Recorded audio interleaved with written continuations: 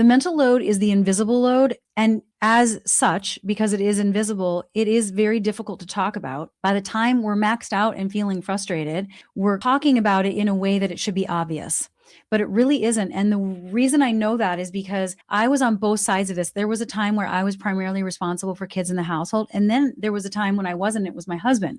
And when I wasn't, I literally forgot what that was like and would think inside my own brain, but knew better not to ever ask. This sounds so bad. I don't even want to admit it. What did you do all day? Like, I couldn't see it.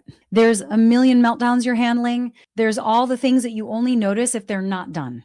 You only notice around the house if the laundry is not done or if the house is messy because it's not clean, right? It's like you could be working your butt off all day long and things just look normal. So nobody really knows what you've actually done. What I did one time during the time when I felt like my husband didn't really get it, I literally wrote down everything I was doing because he would be like, that's not that hard. Because I was saying I was feeling overwhelmed. And he would try to remove my overwhelm by saying things like, we'll just do this.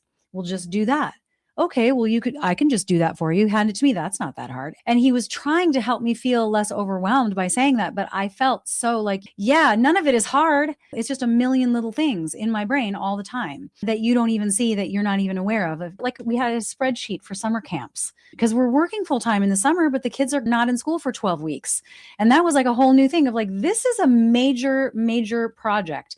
This is a long-term project that requires, we're starting this in January, right before the camps start in June. And you have to make sure that you know what day the camps are opening so that you can get in there, especially if it's a popular camp. If you have more than one child, they're going to be going to different camps at different times of day. And it's like a whole thing, right? Write down every little thing. Don't get mad. Just bring to the light what it is that you're holding. And write it down. And this might even take you a week or two, because when I first tried to do it, I was like, what am I doing? I feel like there's all these things in my brain, but when I sit down to think about it, I can't think of it all at once. It took me like a week of just trying to notice, like, when these things crop up, I'm going to capture them. And the list was so outlandishly long.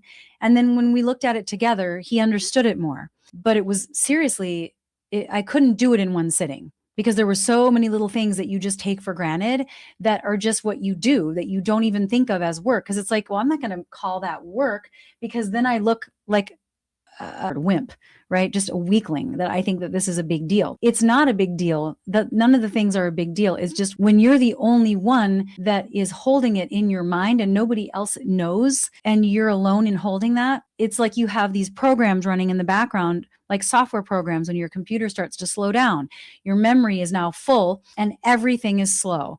That's how your brain becomes, because you have these programs running in the background taking up all your bandwidth. You don't have to do this alone. Come join our women's group this February at monicahoyt.com/women's group.